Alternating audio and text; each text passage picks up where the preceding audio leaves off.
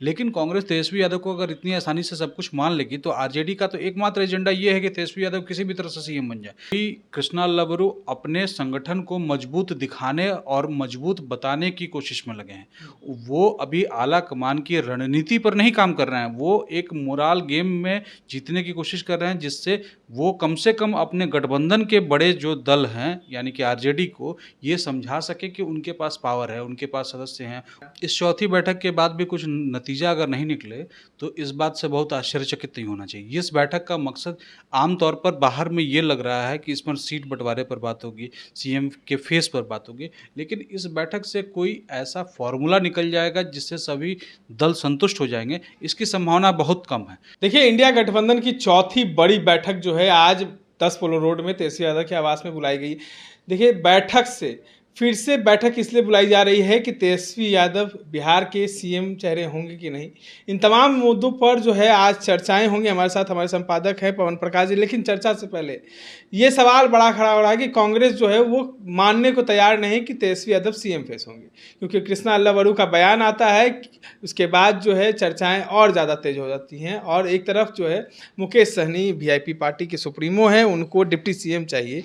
हमारे साथ पवन जी हैं। कैसे देखते हैं तेजस्वी यादव को कांग्रेस सीएम फेस ही मानना नहीं चाह रही है? कांग्रेस को अगर तेजस्वी यादव को सीएम फेस नहीं मानना चाह रही है, इसका मतलब सीधा सीधी ये है कि कांग्रेस गठबंधन तोड़ना चाहती है। जो अभी की स्थिति में ये संभव नहीं है कि कांग्रेस बिहार जैसे स्टेट में अभी इतना बड़ा रिस्क उठा ले कि वो आरजेडी के बिना चुनाव में जा सके। ऐसा नहीं है कि आरजेडी के बिना चुनाव में कांग्रेस गई नहीं है। 2009 का जो लोकसभा चुनाव था वो कांग्रेस अकेले लड़ी थी, आरजेडी अकेले लड़ी। 14 में भी यही स्थिति थी। उसके बाद जो आज के डेट में कंडीशन है उसमें कांग्रेस ये जोखिम नहीं ले सकती है कि वो आरजेडी के बिना चली जाए। लेकिन कांग्रेस तेजस्वी यादव को अगर इतनी आसानी से सब कुछ मान लेगी तो आरजेडी का तो एकमात्र एजेंडा ये है कि तेजस्वी यादव किसी भी तरह से सीएम बन जाए, चाहे वो तेजस्वी यादव का हो, लालू परिवार के किसी भी सदस्य का हो, या फिर राजद के किसी भी समर्थक का। उनकी एक ही कोशिश है कि तेजस्वी यादव सीधे सीधे सीएम बन जाए, चाहे वो जैसे भी बन जाए, जिसके भी समर्थन से बन जाए। तो कांग्रेस ये चाहेगी कि तेजस्वी यादव के नाम पर जितना हो सके सस्पेंस वो क्रिएट करते रहे, ताकि उन्हें बार्गेनिंग में अधिक सीटें मिल सके, उन्हें गठबंधन में अधिक तवज्जो मिल सके। तो कांग्रेस इसी की कोशिश कर रही है और यही कोशिश उसकी लगातार चल रही है, जिसका आरजेडी अभी तक उसको इग्नोर की श्रेणी में रखे हुए है। यानी कि कांग्रेस के नेता कुछ भी कहते रहें, तेजस्वी यादव उसको वैल्यू नहीं देते हैं। आरजेडी का जो नेतृत्व है वो उसको वैल्यू नहीं दे रहा है, क्योंकि बात आखिर होनी है मल्लिकार्जुन खड़गे से, राहुल गांधी से, सोनिया गांधी से, या जो कांग्रेस के और भी उनके मतलब जो नेतृत्व के जो अन्य नेता हैं उनसे होनी है। यहाँ के प्रभारी, यहाँ के प्रदेश अध्यक्ष, यहाँ के बाकी सभी बड़े नेता कांग्रेस के वही करेंगे जो उनका आला कमान तय करेगा। कृष्णा लबरू तो वही कर रहा है ना जो आला कमान कह रहा है, वो तो नहीं मान रहे हैं। वो तो कह रहे हैं कि नहीं, हम सीएम फेस तेजस्वी जो है विचार कर लेंगे, बाद में होगा। नहीं निखिल, अभी कृष्णा लबरू अपने संगठन को मजबूत दिखाने और मजबूत बताने की कोशिश में लगे हैं। वो अभी आला कमान की रणनीति पर नहीं काम कर रहे हैं, वो एक मोरल गेम में जीतने की कोशिश कर रहे हैं, जिससे वो कम से कम अपने गठबंधन के बड़े जो दल हैं यानी कि आरजेडी को ये समझा सके कि उनके पास पावर है, उनके पास सदस्य हैं, उनके पास सीटें हैं। अगर उन्हें सीटें उनकी मनपसंद दी जाएं, ज़्यादा दी जाएं, तो वो ज़्यादा कारगर हो सकते हैं। सिर्फ यही समझाने की कोशिश कर रहे हैं कृष्णा लबरू। इसके अलावा अभी कोई कोशिश नहीं कर रहे हैं। आला कमान की जो रणनीति है उसको इम्प्लीमेंट नहीं कर रहे, क्योंकि एज सच अभी कोई रणनीति बनी नहीं है। रणनीति बनी भी है तो वो सामने नहीं आई है। ये भी कहा जा रहा है कि मुकेश सहनी के चलते कहीं ना कहीं पेच फंस रहा है। मुकेश सहनी डिप्टी सीएम का सीट मांग रहे हैं और कांग्रेस नहीं चाहती है कि मुकेश सहनी को उप मुख्यमंत्री बनाया जाए। कांग्रेस नहीं चाहेगी, ये थोड़ा सा कहना अभी जल्दबाजी होगा। मुकेश सहनी डिप्टी सीएम बनते हैं, इससे कांग्रेस को कोई मतलब नहीं है। हाँ, इतना जरूर है कि मुकेश सहनी अगर डिप्टी सीएम बनेंगे तो कांग्रेस ये भी कहेगी कि मुझे भी अपना डिप्टी सीएम चाहिए। यानी कि कांग्रेस का कोई नेता डिप्टी सीएम के पद पर जाए,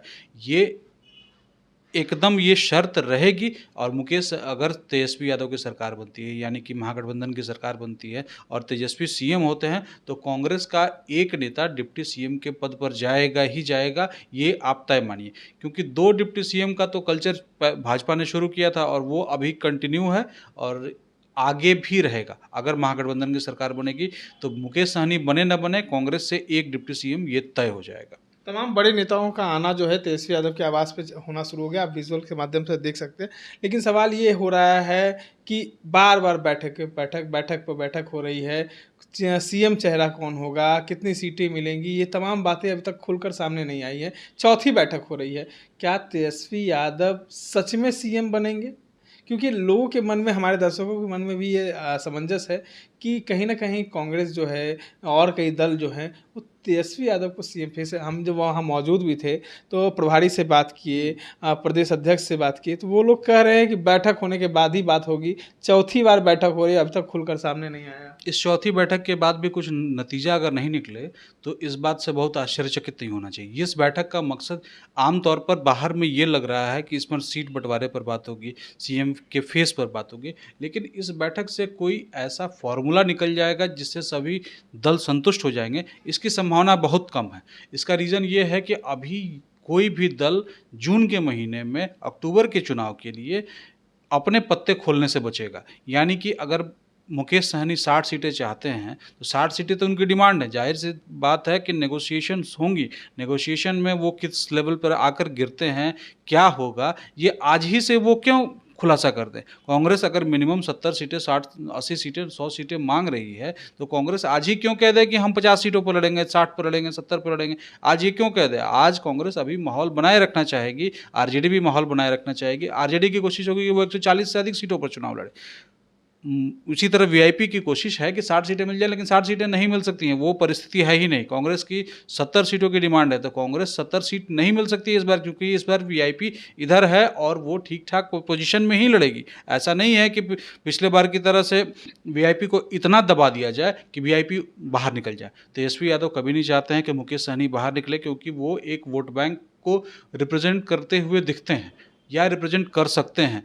कुछ नहीं तो कम से कम बाहर जाने का नुकसान तो होगा ही, कुछ ही वोटों का हो, ज़्यादा वोटों का हो, ये तो आने वाले चुनाव के समय पता चलेगा। लेकिन आज के डेट में तेजस्वी यादव ऐसा नहीं चाहते हैं कि ना उनसे लेफ्ट नाराज़ हो, ना उनसे कांग्रेस नाराज़ हो, ना उनसे वीआईपी नाराज़ हो, लेकिन इसी का फ़ायदा ये सभी दल उठा रहे हैं। अगर सीपीआई एमएल के दीपांकर भट्टाचार्य ने अपनी पार्टी के लिए 45 सीटों की डिमांड की, जिस पर भाकपा के रामनरेश पांडेय ने ऐतराज़ भी जताया, उसके बावजूद ये सभी लोग आज बैठक में हैं, एक साथ बैठक कर रहे हैं तेजस्वी यादव की चेयरमैनशिप में।